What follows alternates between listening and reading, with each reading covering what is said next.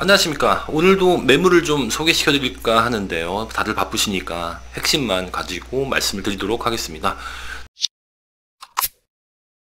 제가 주목하는 지역은 노도강 지역입니다. 왜 노도강 지역을 주목을 하느냐? 서울의 다른 지역에 비해서 조금 열악한 그런 지역이다라는 것은 많이 알고 계실 겁니다. 그런데 이렇게 서민들이 많이 사는 지역이 오히려 장점인 것이 있습니다. 바로 정비 사업에 관련된 부분은 서울시나 정부가 적극적으로 도와주려고 하고 있고요. 그리고 구청도 호의적이다 이렇게 말씀을 드릴 수 있겠는데요. 신문 기사를 보듯이 이렇게 서울시와 새로 출범할 그 정부도 이들 지역의 규제를 완화해주는 분위기가 조성되고 있는 것 같습니다. 그래서 제가 이 지역을 주의 깊게 보고 있는 것이고요. 제가 그동안 해드렸던 지역이 주로 용산이나 아니면 고덕, 신당동이나 아니면은 용답동 이런 데, 답심리 이런 데를 많이 해드렸는데요. 제가 권해드렸던 것에 비해서 최소 1억에서 2억 원 정도 더 상승을 한 것 같습니다. 매매 가격이. 매매 가격이 상승을 한 그 부분은 이 갭 투자금이 늘어난다는 얘기인데요. 이 금액을 가지고 투자를 해야 되는 것이 맞느냐, 초기 재개발에 이렇게 의문을 가지시는 분들이 많으신 것 같습니다. 그래서 아직 아직 손이 타지 않는 지역을 제가 주의 깊게 보고 있는 것이고요. 특히 개발 호재가 많고, 그리고 빌라와 30년 된 아파트들이 즐비한 이 노원구, 도봉구, 강북구 지역을 제가 주의 깊게 보는 이유가 되겠습니다. 투자금도 5천만 원 미만으로 투자할 수가 있기 때문에 그 정도 자금을 가지신 분들이 관심을 가질 수밖에 없는 지역이다 이렇게 말씀을 드릴 수 있겠습니다. 자, 오늘 제가 소개시킬 매물은요. 먼저 여기부터 말씀을 드리겠습니다. 쌍문역 도보 2분 거리고요. 가격은 투룸 기준으로 3억 1천만 원입니다. 그리고 투자금은 약 한 4천만 원 정도 예상이 되는데요. 자, 이 지역을 제가 주의 깊게 보는 이유는 여러 가지가 있습니다. 그 중에 가장 큰 것은요. 바로 공공도심 복합사업 쌍문역 동측 경계에 위치해 있고요. 이 쌍문역 동측은요, 이 토지 수용 보상 절차 조사 중에 있습니다. 이게 무슨 말이냐면, 이 3080 플러스 이사대책이었죠. 이 공공이 주도하는 사업은 먼저 집을 정부에 주고 시작한 사업이지 않습니까? 그러다 보니까 보상 절차가 필요할 텐데 이 보상 절차를 신속하게 하겠다라는 것이 최근에 보도가 있었습니다. 그래서 이사 대책의 어떤 성공 사례로 만들려고 하는 그런 분위기다라고 볼 수 있겠고요. 자, 만약에 쌍문역 동측이 빨리 진행이 된다면 철거 이주 절차가 수년 내에 이루어질 텐데요. 그렇게 되면 펜스를 치고 공사를 할 텐데요. 이들 지역 인근에 사시는 분들은 그 펜스를 보며 가만히 있을까요? 그렇지 않을 것 같습니다. 바로 옆에 나랑 입지가 비슷한 그 지역은 향후에 아파트가 되는 꿈을 가지고 있는데 우리는 썩빌이나 아니면은 썩어가는 이 단독주택에 계속 살 것인가 이런 의문을 가질 수밖에 없습니다. 쉽게 말씀을 드리면 야 우리도 재개발하자 이런 참여 분위기가 조성이 될 것으로 보이는데요. 제가 경험한 바로는 주로 이 뉴타운 해제 지역이 그랬습니다. 신길 1구역, 2구역, 4구역 이런 지역도 그랬고요. 그리고 장이 8구역, 9구역 이런 지역들도 다 공공재개발이나 민간재개발을 신청했던 곳이죠. 펜스를 치고 공사 차량이 다니는 순간 인근 지역의 주민들은 재개발을 우리도 합시다라는 분위기가 조성이 된다 이렇게 보시면 될 것 같습니다.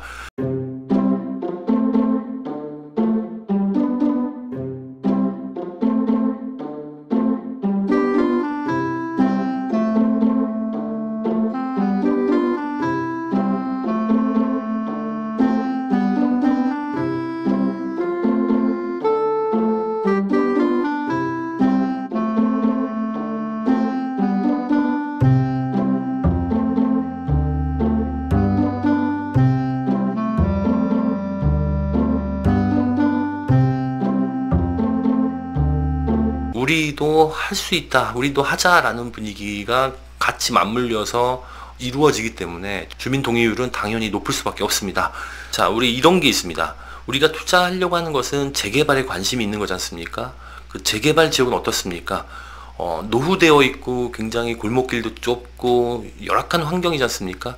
그러다 보니까 이게 직격탄을 맞는 게 바로 전세입니다. 전세가 금액이 낮을 수밖에 없고 그만큼 전세가가 낮기 때문에 투자금이 더 많이 드는 형태가 되는데 어떤 지역들은 전세를 맞추기가 어려워서 고전하는 그런 지역들도 있습니다.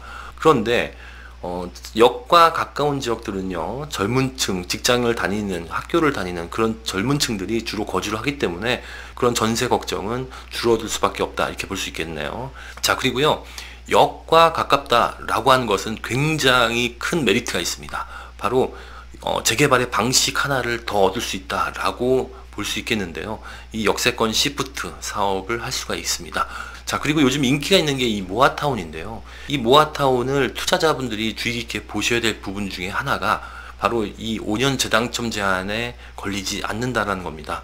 쉽게 말씀드리면 재개발을 2개, 5년 이내에 2개를 할 수 있다는 건데요. 이 모아타운이 투자자의 입장에서 그만큼 제약 조건이 덜하기 때문에 향후에 이게 활성화될 가능성이 굉장히 높다, 이렇게 볼 수 있겠습니다. 장점이 굉장히 많다. 제가 오늘 소개시켜드릴 매물의 위치가 장점이 너무 많다, 이렇게 보시면 될 것 같고요. 손 타기 전에 미리 자리 잡고 앉아 계셔야지만이 더 많이 먹을 수 있다. 이 점 꼭 기억하셨으면 좋겠습니다.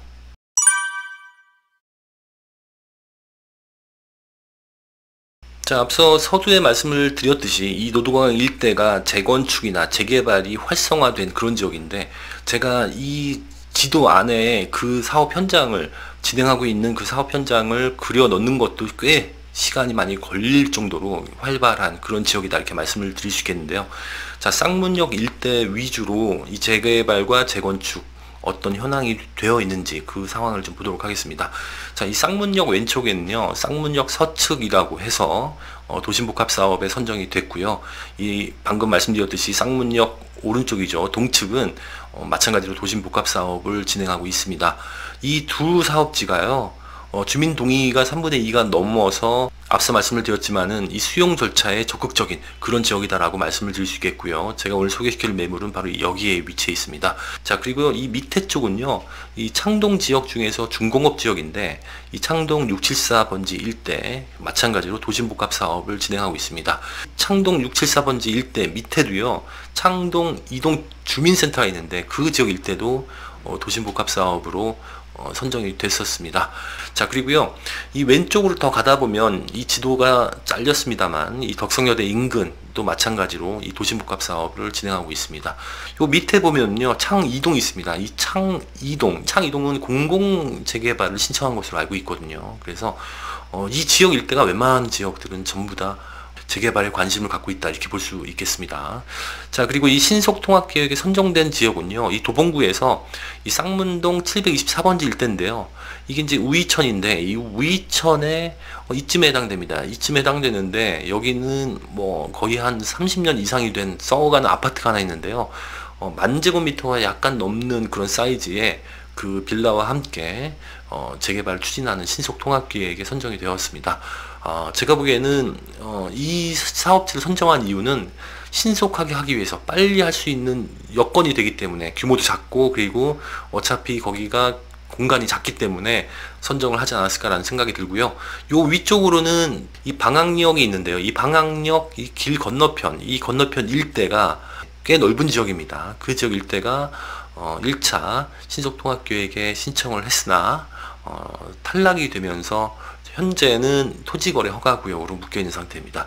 실질적으로 거래가 될 수 있는 곳은요, 많지가 않습니다. 그리고 노후도가 되는 곳도 많지가 않습니다. 그래서 이 지역을 주의 깊게 보시라는 말씀을 드리는 겁니다. 자, 그리고요, 이 노도강 하면요, 30년 된 아파트가 거의 대부분이라고 보시면 될 것 같은데, 이렇게 파란색으로 원을 그려놓은 것이 이 재건축을 진행하는 단지들입니다.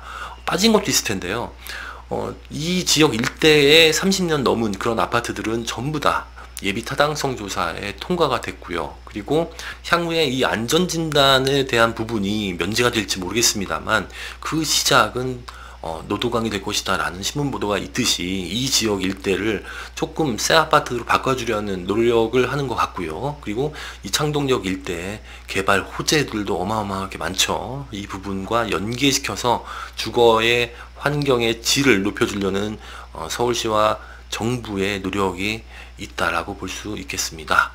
자, 그래서 오늘 소개시켜드릴 매물의 위치는요, 쌍문역과 2분 거리 여기에 위치해 있고요. 쌍문역을 경계로 해서 반경 350m 이내로 다 들어오기 때문에 실질적으로 재개발을 진행한다 라고 한다면 경쟁률이 높은 신속통합기획보다는 역세권 시프트나 아니면 길이 잘 정비가 되어 있거든요. 4m 이상이 되는 도로들이 잘 정비가 되어 있기 때문에 모아타운도 충분히 가능할 것으로 저는 보고 있습니다. 자, 노후도를 좀 살펴볼 텐데요. 이 쌍문역 바로 우측에 이 부분입니다. 이 부분은 상업지역이기 때문에 실질적으로 재개발이 어렵고요. 그 뒷부분이 바로 이 부분인데요.